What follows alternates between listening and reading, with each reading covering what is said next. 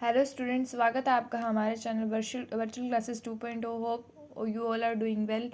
और आज की क्लास में हम एक छोटा सा टॉपिक है हमारी इस यूनिट में, अधिगम कौशल लर्निंग स्किल, उसके बारे में पढ़ेंगे। और ये आपके डेफिनेशन बन सकती है 1 या 2 नंबर की, तो हम इसको देख ही लेते हैं।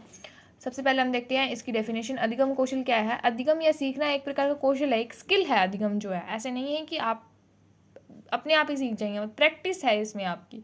तो ये एक तरह का स्किल है। आप किसी भी चीज़ को सीखते हैं, कोई आपको स्किल लेना है, कोई कौशल प्राप्त करना है, तो आपको कोशिश करनी पड़ेगी। उसी तरीके से अधिगम भी आपको कोशिश करने, अभ्यास या प्रशिक्षण के द्वारा आता है। कुछ लोग जो होते हैं वो जल्दी सीखते हैं, कुछ लोग क्या है इसे जल्दी सीखते हैं, कुछ देर से सीखते हैं, कुछ जल्दी नहीं सीख सकते। सबकी अपनी अपनी लर्निंग पावर होती है, क्रैमिंग पावर होती है। सीखने का विषय शीघ्र अधिगमित कर लेते हैं, मतलब जो उनका सब्जेक्ट है, कंटेंट है, वो उसको जल्दी ग्रैंड कर लेते हैं। कुछ लोग नहीं सीख पाते हैं। सीखने के कौशल नवीन ज्ञान, नवीन क्रिया, आदत, अनुभवों का उपयोग, ज्ञान स्थानात्मक स्मृति, अनुकूलन, ये सभी अधिगम कौशल है। सब जो है अधिगम कौशल है। नवीन ज्ञान, कोई अब ज्ञान प्राप्त करें, नवीन क्रिया करनी है, ये सब क्या है? एक्सपीरियंस भी एक तरह का क्या है? इवन स्किल है। उसके बाद इनको सीखना पड़ता है, ये अपने आप नहीं आता है। इस प्रकार अधिगम कौशलों को सीखना बहुत कुछ सीखने वाले की मनोवृत्ति, आपकी एटीट्यूड पर भी डिपेंड करता है कि आपका उस चीज़ के प्रति नज़रिया कैसा है, आप उसे सीखना चाहते हैं या नहीं सीखना चाहते। इस चीज़ पे भी वो डिपेंड करता है।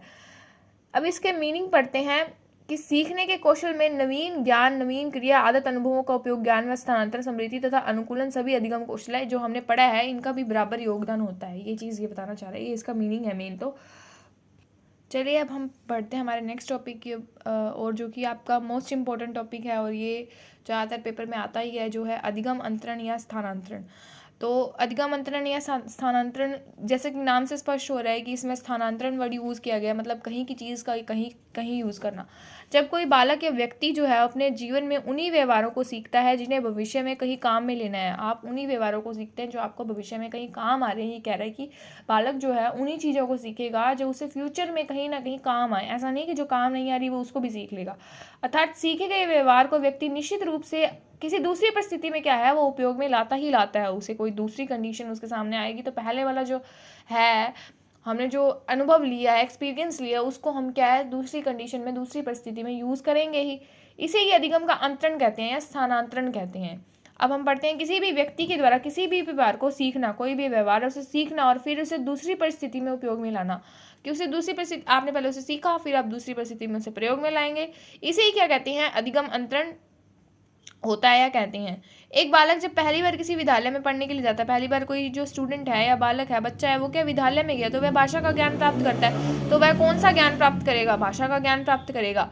ठीक है। और भाषा का ज्ञान हो जाने के बाद उसी की सहायता से, उसी भाषा के ज्ञान के आधार पर वह क्या अन्य विषयों को पढ़ता है। अन्य विषय कौन कौन से हैं उनको वो पढ़ेगा, क्योंकि उसे भाषा का ज्ञान हो गया, लैंग्वेज स्किल उसकी अच्छी होगी, जैसे साइंस, एसएसटी आदि भी पढ़ने लगता है। तो यहाँ अन्य विषय पढ़ाने में उसके द्वारा भाषा का उपयोग किया जाता है। अगर मान लीजिए आपने हिंदी पढ़ी है तभी आप एसएसटी पढ़ पाएंगे, वरना आप एसएसटी नहीं पढ़ पाएंगे ना।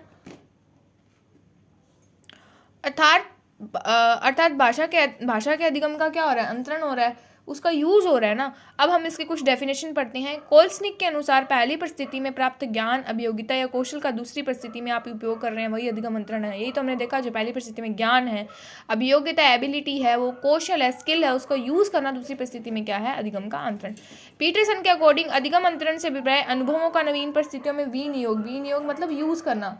अधिगम अनुभवों का जो है वो नवीन परिस्थितियों, नई कंडीशंस में यूज करना ही क्या है?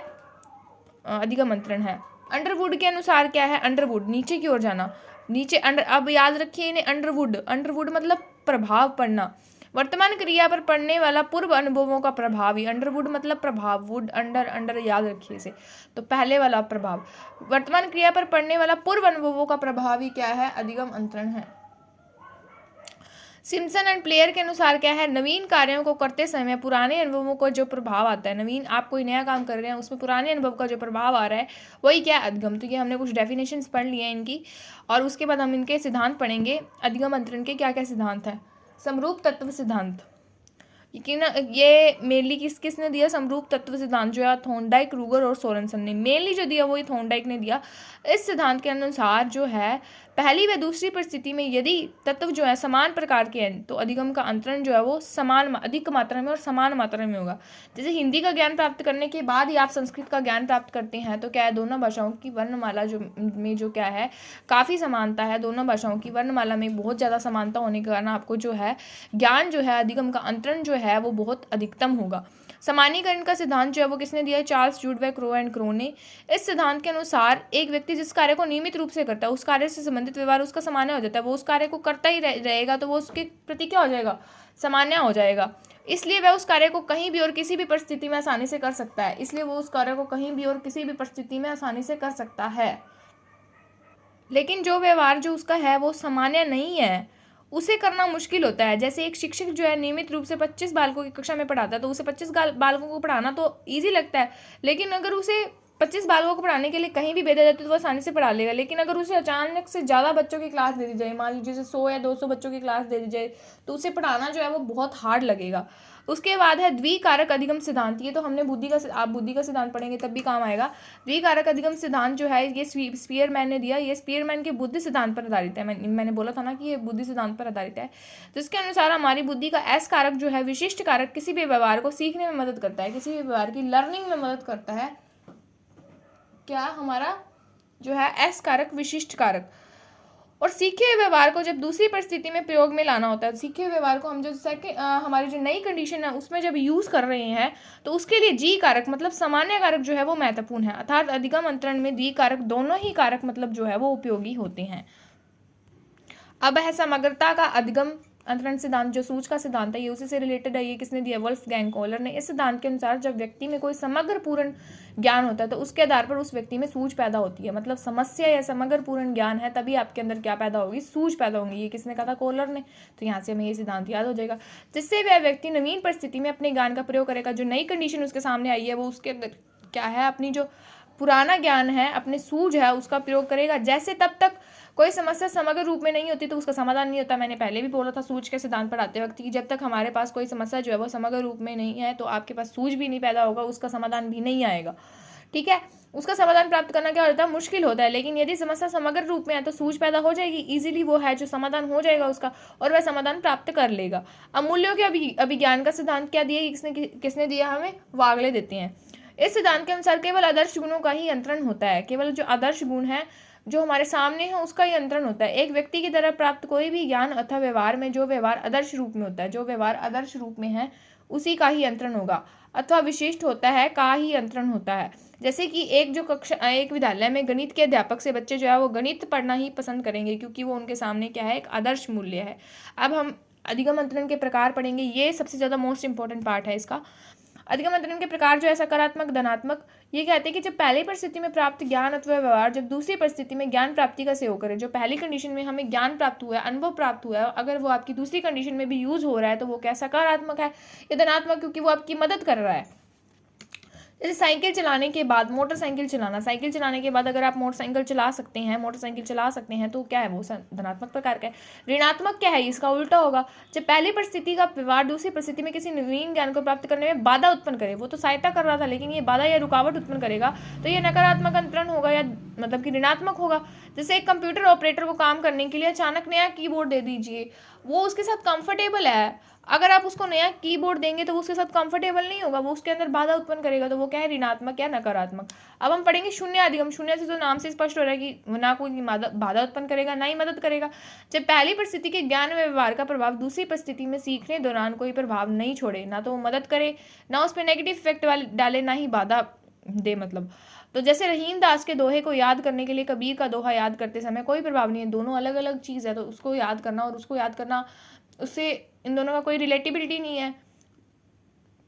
तो इसमें क्या होगा? शून्य अधिगम अंतरण होगा। उसके बाद क्षैतिज अंतरण क्या है? जब किसी पहली परिस्थिति में सीखे हुए व्यवहार का संपूर्ण रूप से मतलब टोटली जो है उसका सेकंड कंडीशन में यूज हो जाए, उसकी बिल्कुल सेम कंडीशन में उसका यूज हो जाए उसके समतुल्य परिस्थिति में क्या हो जाए, उपयोग हो जाए, तो वह क्षैतिज अंतरण कहलाता है। बिल्कुल सेम जैसे भूगोल के ज्ञान का उपयोग अर्थशास्त्र में।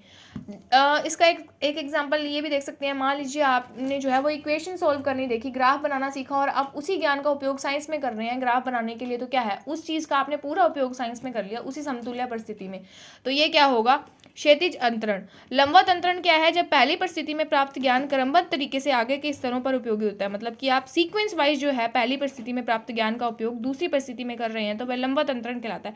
जैसे गणित में पहले आप जोड़ना सीखते हैं, फिर आप घटाना सीखते हैं, फिर आप मल्टीप्लिकेशन सीखते हैं, फिर उसके बाद आप भाग करना सीखते हैं, तो ये क्या है, सीक्वेंस वाइज आप सीख रहे हैं। अब एक पक्षीय अंतरण क्या होता है, जब शरीर में कुछ अंग दाएं बाएं पक्ष से संबंधित होते हैं। हमारे शरीर में लेफ्ट के अलग होते हैं, राइट के अलग होते हैं, मतलब तब दाएं पक्ष का कोई भी अंग जो है प्रभाव जो है वो बाएं पक्ष पर नहीं पड़ता है, अर्थात बाएं का भी दाएं पर नहीं आता है, तो एक पक्षीय अंतरण है। मतलब इधर वाले का इफेक्ट इधर वाले पर नहीं और उधर वाले का इफेक्ट इधर वाले पर नहीं पड़ता है। जैसे बाएं हाथ की जो चोट का प्रभाव है वो दाएं हाथ पर नहीं पड़ता, तो ये एक पक्षीय अंतरण है। मतलब जो एक चीज़ है उसका इफेक्ट दूसरी कंडीशन पे पड़ ही नहीं रहा, तो वो कौन सा है, एक पक्षीय है। द्विपक्षीय अंतरण क्या है, शरीर के किसी एक पक्षीय अंग के द्वारा लिए गए कोई भी प्रशिक्षण दूसरे अंग को प्रभावित करता है। शरीर के किसी एक पक्षीय अंग के द्वारा लिए गए कोई भी प्रशिक्षण जो है वो दूसरे अंग को प्रभावित कर रहा है। इसमें तो नहीं कर रहा था बट इसमें कर रहा है, क्योंकि ये द्विपक्षीय है और दूसरे अंग में चला जाता है, उस दूसरे अंग में चला जाता है, जिससे नियमित रूप से दाएं हाथ से भोजन करने वाला व्यक्ति आवश्यकता पड़ने पर बाएं हाथ से कर लेता है। इसकी जो इधर वाली कंडीशन का इफेक्ट है वो उधर वाली पर पड़ रहा है, अगर उसके चोट लग गई है तो। और दूसरे में एक पक्षीय में क्या होगा, उसमें कोई इफेक्ट नहीं पड़ेगा। सो होप सो स्टूडेंट्स आपको ये वीडियो पसंद आई होगी। वीडियो को ज़्यादा से ज़्यादा शेयर करें, लाइक करें, कमेंट करें, चैनल को सब्सक्राइब करें। आपका धन्यवाद वीडियो देखने के लिए। मिलते हैं आपसे नेक्स्ट वीडियो में। Okay bye.